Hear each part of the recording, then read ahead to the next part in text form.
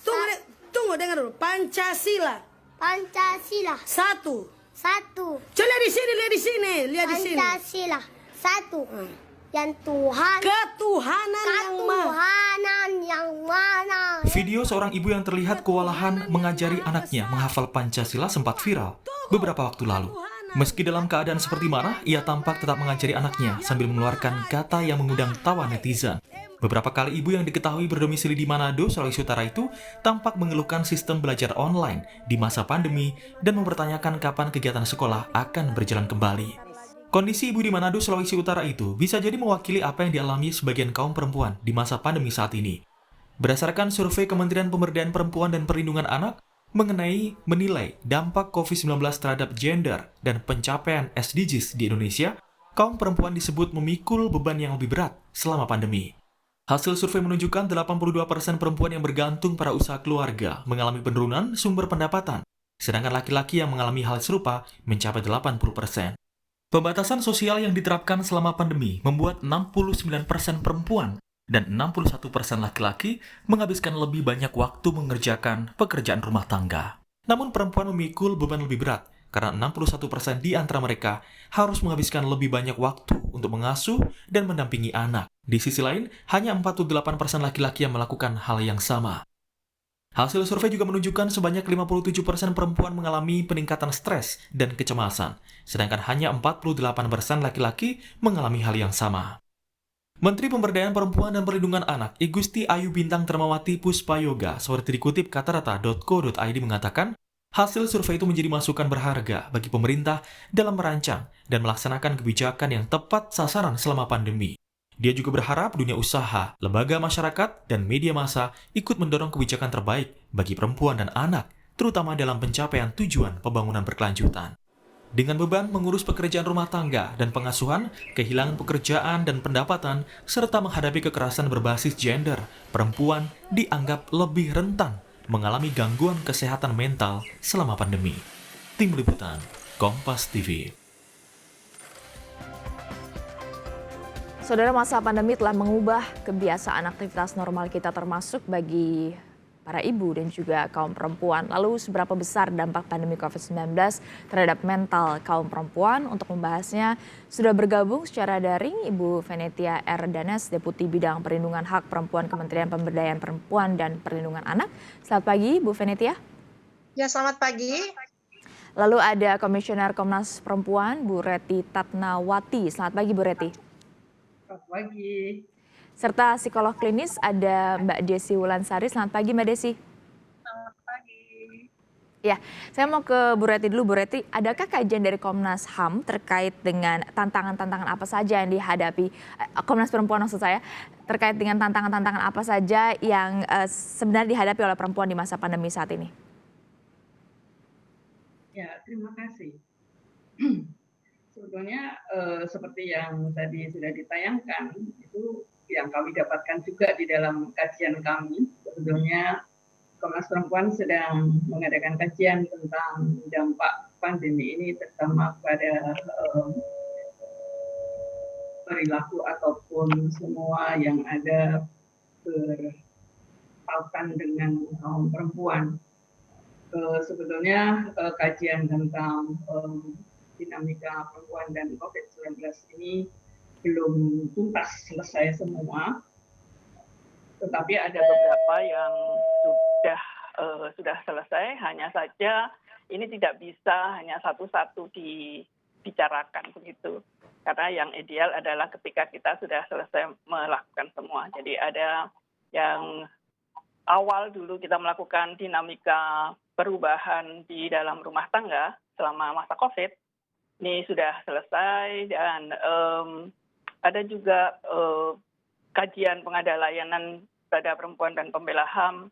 Ini juga sudah selesai, tapi masih ada juga fokus group discussion yang lainnya, yang tentang tahanan sosial budaya ekonomi yang lain.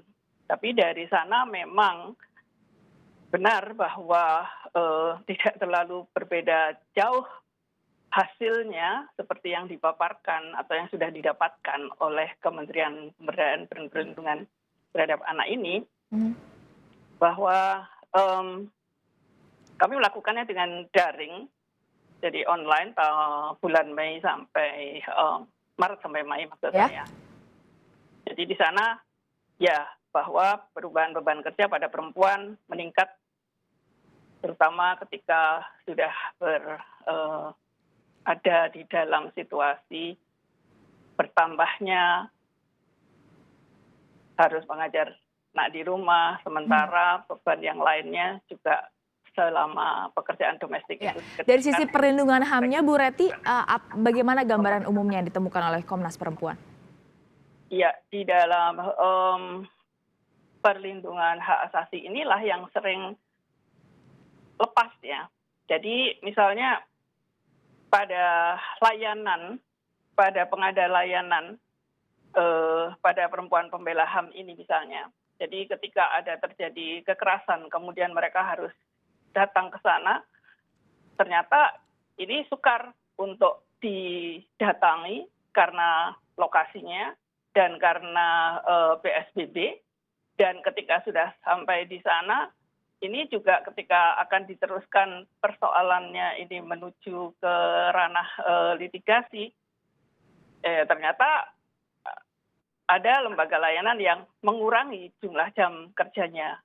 Dan kemudian kalau masuk ke dalam rumah aman juga harus COVID-19 yang negatif. Terus yang lain misalnya ketika berbicara hak asasi perempuan, bahkan waktu ketika mereka mau melahirkan saja, ini ketika dari bidan harus dikonsultasikan ke rumah sakit rujukan, sampai di sana yang ditanya pertama kali, apakah sudah COVID bebas gitu. Dan ini yang menyebabkan semuanya jadi terhalang. Sementara pada saat yang bersamaan mereka sebetulnya hanya menjalankan karena dia perempuan dia harus melahirkan. Tetapi masalahnya jadi seperti itu. Ya. Jadi kalau dilihat dalam itu terganggu. Selain soal perlindungan HAM, tentunya juga perempuan terdampak juga secara ekonomi, psikologis. Nah, kalau dari Kementerian PPPA, datanya seperti apa, Bu Venitia? Halo? Ya, kami bisa dengar suara Anda. Silakan, Bu Venitia. Bentar ya. Agak bergaung ya? Iya, agak bergaung. Mungkin kita akan coba dulu memperbaiki komunikasi kita dengan Bu Venitia. Saya mau ke Mbak Desi dulu, Mbak Desi. Tentunya tadi saya sudah katakan. Tadi coba ulangi parafrase kembali pertanyaannya. Oke, bisa mendengar suara saya ya Bu Venitia ya? Bisa. Oke, Bu Venitia. Jadi tadi kita bicara tentang perlindungan HAM dari perempuan. Sekarang juga tentunya kita tahu perempuan juga tentunya terdampak secara psikologis maupun ekonomi. Nah, kalau data dari Kementerian PPPA sendiri soal ini, Bu Venitia, seperti apa?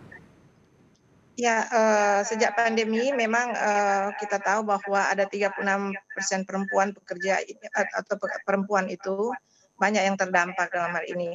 Pembatasan sosial membuat 69% perempuan dan 61% laki-laki menghabiskan lebih banyak waktu untuk mengerjakan pekerjaan rumah tangganya. Nah, angka tersebut menunjukkan bahwa perempuan memikul beban terberat. Mengingat sebanyak ada 61% perempuan juga menghabiskan lebih banyak waktu untuk mengasuh dan mendampingi anaknya dibandingkan dengan laki-laki yang hanya 48%.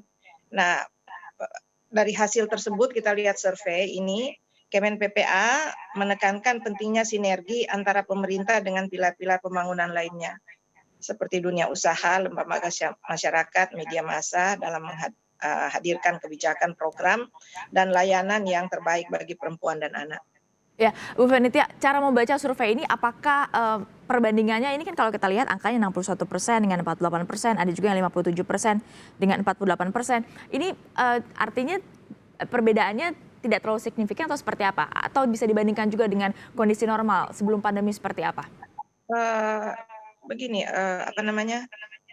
sebetulnya kalau kita melihat data ini juga sudah cukup meyakinkan kita ya. Jadi kita tidak mempermasalahkan apakah dia significantly different or not, tapi itu termasuk besar kalau di posisi 61%. Ya, nah ini kan akan kita tahu bersama akan memberikan beban ganda bagi perempuan. Yang pertama dia udah perempuan, kemudian kita tahu bahwa angka kekerasan, bisa dengar ya? Ya, kami bisa mendengar dengan baik, Bu Venitia, silakan. Ya, bahwa angka kekerasan terhadap perempuan itu meningkat secara kumulatif ya, walaupun ada pertambahan kekerasan tiap-tiap hari atau periode tertentu selama PSBB, tetapi sebetulnya secara kumulatif dia meningkat. Nah, jadi dari sini kita tahu bahwa perempuan itu mengalami kekerasan dan belum lagi dengan beban ganda yang dia terima, itu aja. Oke. Sekarang kita bahas dari segi psikologis, ada Mbak Desi di sini. Mbak Desi, tantangan apa saja dari Oke, Mbak Desi belum tersambung? Suaranya sudah jelas. Oke, kayak saya mau ke Bu Reti dulu berarti. Bu Reti. Saya sambung sedikit tadi. Jadi Oke, silakan. Dengan begitu bahwa kita tahu juga bahwa dari hasil survei Sepertinya kita mengalami gangguan komunikasi dengan Bu Venetia. Saya mau ke Bu Reti dulu, sepertinya lebih lancar. Bu Reti, Komnas Perempuan melihat berarti kebijakan afirmatif seperti apa yang seharusnya dilakukan oleh pemerintah dengan kondisi tadi sudah dijelaskan dari aspek perlindungan HAM maupun dari aspek ekonomi dan lain-lain yang sudah disampaikan juga oleh Bu Venetia tadi. Ya, sebetulnya ini diharapkan ada satu integrasi yang punya perspektif hak-hak asasi manusia. Suara saya apakah? Halo. Oke, silakan Bu Reti.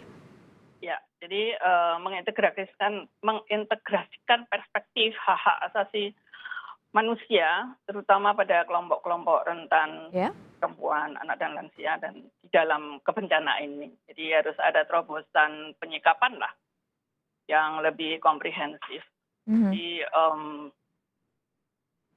selain medis, aspek sosial, budaya, ekonomi, teknologi dan informasi, kesehatan mental, terutama karena itu nanti berakhir di sana, dan integrasi pencegahan terhadap kekerasan terhadap perempuan. Karena pada pengaduan langsung ke Komnas Perempuan, kekerasan terhadap perempuan ini dan anak perempuan sebetulnya ini meningkat dari kalau dibandingkan Catahu tahun 2019 kemarin hanya 1.410, sekarang sudah 1.617. Jadi integrasi perspektif hak asasi manusia ini memang harus bersama-sama dilakukan pada semua kementerian dan lembaga negara.